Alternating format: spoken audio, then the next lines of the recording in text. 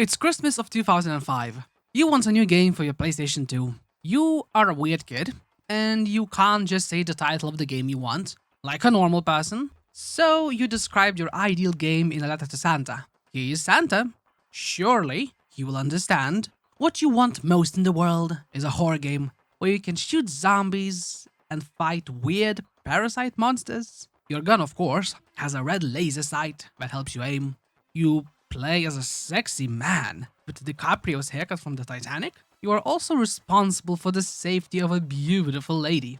You finally unwrap your gift and see that before you lies Cold Fear. But what you wanted was Resident Evil 4. Fuck! Greetings, YouTube. I'm Evening, and I talk about games you probably never heard about. Today on the menu, we have Cold Fear. Out of all the games I've talked about so far, Cold Fear might be the hardest to say something about, as I just don't feel anything about it. Neither love nor hate, it's just there, sitting in its mediocrity, like the majority of Ubisoft published games. The most interesting part being its, at times, weird closeness to Resident Evil 4. As such, as much as I love to look specifically at Cold Fear as its own entity, I can't. So most of this review, analysis, whatever this is, shall be quite often a comparison to Resident Evil 4. To get some things out of the way, I love Resident Evil 4. One of my favorite games ever made. I have played it too many times to count. So yes, while I may be very biased, it is what it is. My love for Resident Evil 4 is actually quite a big problem for the game, as many times when I saw something that reminded me of Leon's adventure, the only thing I had in my mind was, I could just be playing Resi 4. Of course, all of these similarities are just a product of the times, as the games came out too close to each other for there to actually be any copying going around. Well, let's begin. But before that, thank you for watching, and I really appreciate you. Let's start with looking at how the sausage is made, before jumping into the game itself. Cold Fear was developed in 2005 by French studio Darkworks, who you might know as the people behind the Alone in the Dark, the new Nightmare game. Interestingly, it wasn't Ubisoft's first foray into the horror genre, as the first game ever released by Ubisoft was a horror game called Zombie. You might be more familiar with the similarly titled Ubisoft horror entry for the Wii U called Zombie U, which might be a spiritual sequel, a reboot, an homage. I don't know. Nobody does, I think, from the little research I did. The most interesting, and I'd say important aspect to talk about when talking about the development of Cold Fear is to talk about Eastern Spirit, the ship the game takes place on. As you might know, ships in the sea tend to sway, roll, and specifically in the storm, move very aggressively. So, the amazing people at Darkworks created a whole new program to simulate realistic ship movement in the storm called the Dark Wave Editor. It allowed them to control the pitch, the horizontal axis, and the roll, the vertical axis, separately. This allowed the ship to have realistic movement. Having this complex system meant they could create interesting scenarios in-game that had to do with ship movement without needing to use cutscenes. But of course, nothing is without its problems. All of the new ship movement led to the camera freaking out.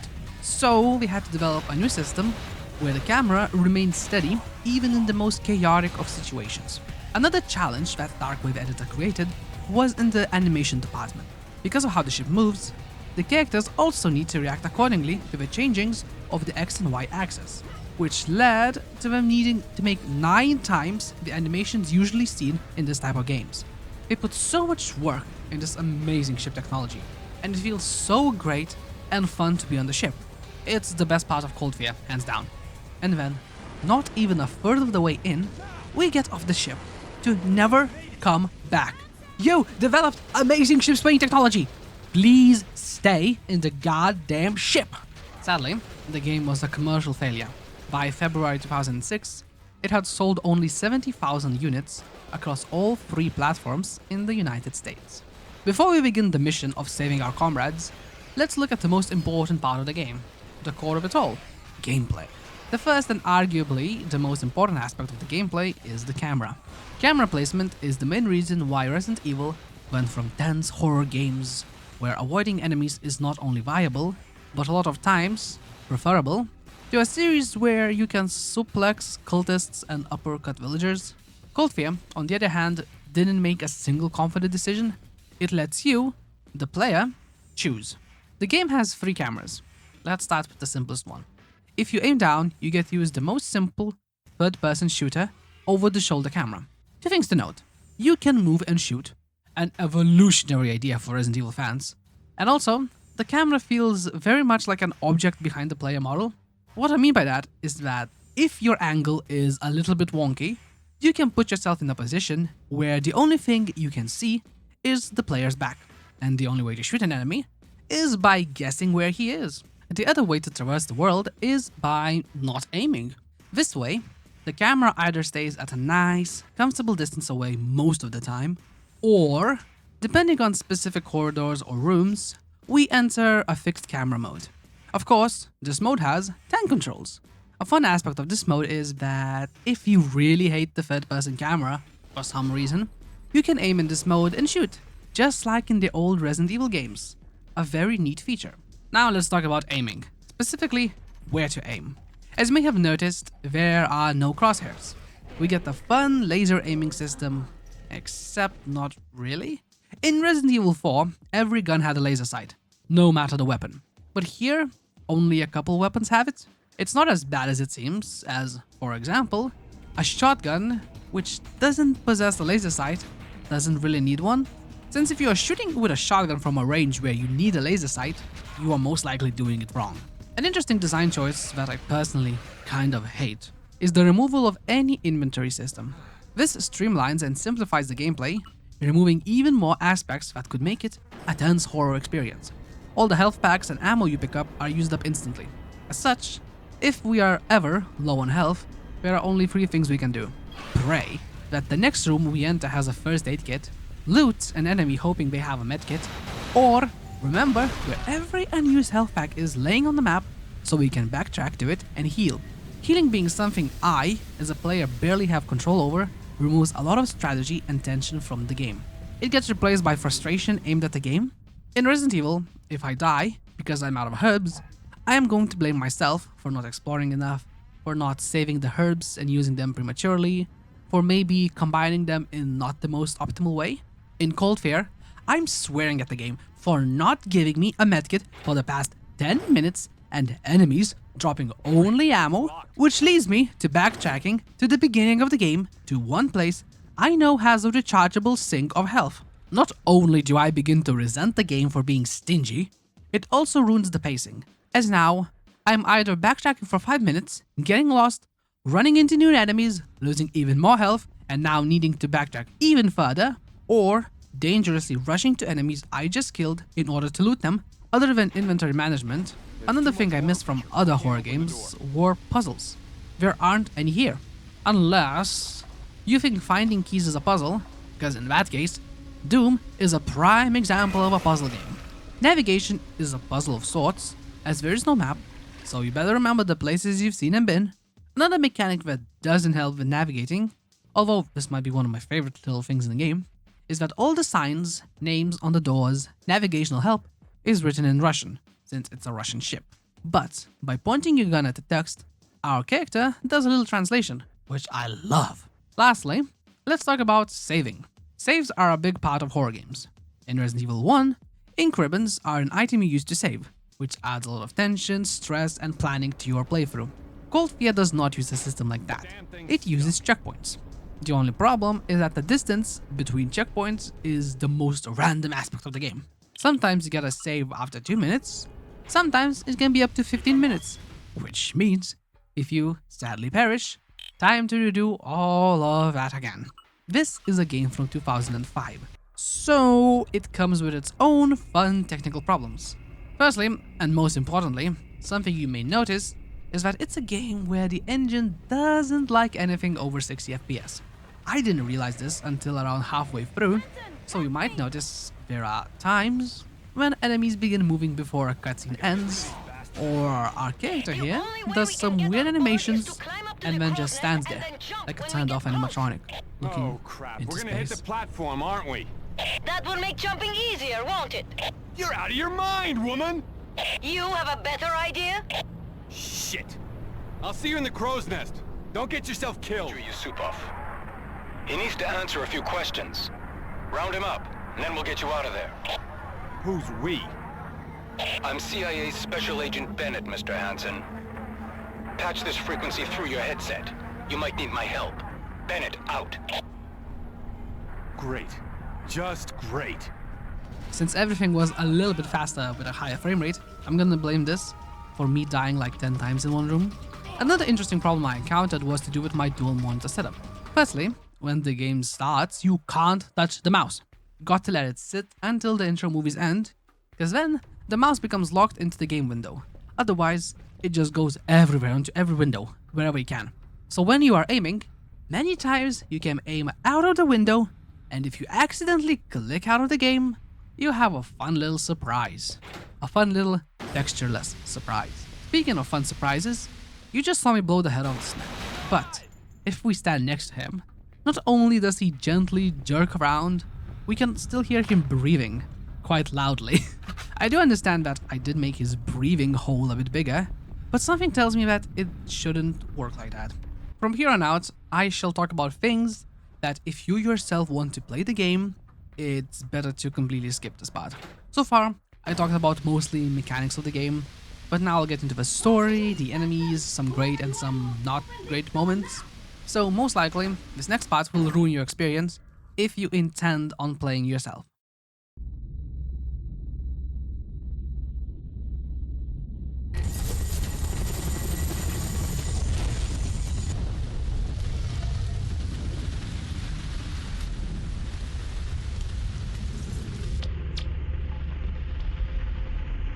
Something's out there.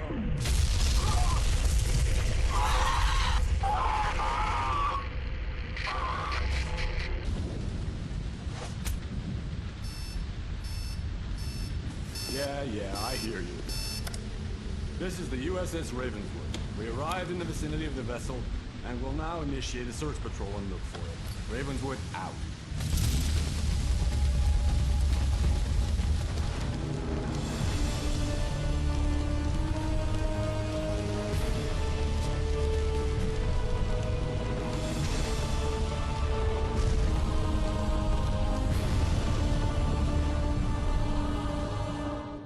The story is a very basic, Soviets do something evil and American saves the day type of story. It doesn't really break new grounds. We play as Tom Hansen. No, not the one from 21 Jump Street. And no, not the one from 500 Days of Summer either. This mission is simple. You gotta rescue your comrades that are kinda stuck on the ship. Of course, this doesn't last long, as quite soon it becomes an extermination mission, where firstly, you start by popping the heads of Soviets, then go on to the undead. One of the first things we see in the game is some very nice visual tutorializing. A man in front of us gets smashed to death by a wave, so we presume water is a danger to us as well. Of course, knowing that doesn't mean I don't die to the waves multiple times, but I can't blame my inability to play on how the game teaches. I'm gonna blame this on the high frame rate. The game very quickly devolves into just a list of people to find. You find your friend dead. Now go and find this general dead. He asks you to find a girl. She is, however, alive, and even though the first thing that rings in my head when I hear protect a girl are the high-pitched screams of Leon! Anna here is quite a badass that doesn't need much protection. It tells us that there's an oil rig around here from where all these monsters came, and we must go there to find her father and stop this whole mess. You might be wondering, what is killing me here all this time? Well, this is called an exocell. It acts very similar to Las Plagas from Resident Evil 4. Both are wiggly parasites that come from the exploding heads of the hosts. The difference is that exocells are so much deadlier. They are so fast, their body parts just wiggle in the silliest of ways. This of course is probably my fault for my uncapped FPS, as after capping it, they stopped being that much of a problem. Since I brought up these little parasites, let me talk about the enemies in general. First up, we have exocells, the little parasites we just saw. Next up we have the breeders, which expel exocells until they are destroyed themselves. Fire works best in this case. Followed up by exomutants, or as I called them before, zombies. They also come into varieties. We have the ones that are very monster-like, they just rush and attack. And then we have some smarter ones that use guns. And oh my god, I hate these fuckers. Oh my god, I hate them. Once we get to the second part of the game, 3 more types of enemies appear. Exoshades, these annoying little agile dog-like armored bastards. Exomasses, big boys with their weak parts being their arm, who kinda remind me a little bit of William Birkin from Resident Evil 2. Exospecters, the typical invisible enemy that can be seen with either a laser sight or looking at the water ripples as we move around. This game did make me develop a weird urge though. So, the only way to really kill the zombies is by destroying their heads. Now this made me develop a little paranoia. Whenever I see a body, I don't wait. I blow their heads off first. Every time. For the whole game. The give of the head though is very satisfying, I will say. Let's go back to the story now, specifically the oil rig. This part of the game starts with Tom getting infected, just like someone else I know getting infected. This doesn't last long, as quite soon we meet a doctor that cures us, and now our mission becomes a little split between trying to find out if Anna is alive and finding her dad, who kinda caused all this, so we can stop this for good. All in all, the oil rig is kinda meh. Once we lose the interesting part of the game, that was the moving ship, we are just stuck with a typical third-person shooter. Other than a couple more interesting set pieces that look good, there isn't anything peculiar to mention here, except the last boss. Oh, I have stuff to say about him.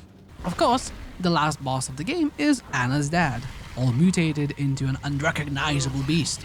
So how would one assume you beat the final boss? A non-stop battle of attrition using every bullet you have. A fight of reflexes and skill, all about learning attack patterns. Well, you shoot him 4 times in the back with the pistol, then dodge by walking to one side, and repeat this for like 4 or 5 more times until Anna plants explosives. And phase 1 is done. That's all there is. But surely, phase 2 will be tougher, right? This is where the real skill comes. This is the hard part. All you have to do is dodge an attack, get grabbed, and then just do a quick time event. Repeat this 2 more times and the end credits roll. Don't get me wrong, it's still not an easy fight. That's mostly because you can only get hit like 4 times.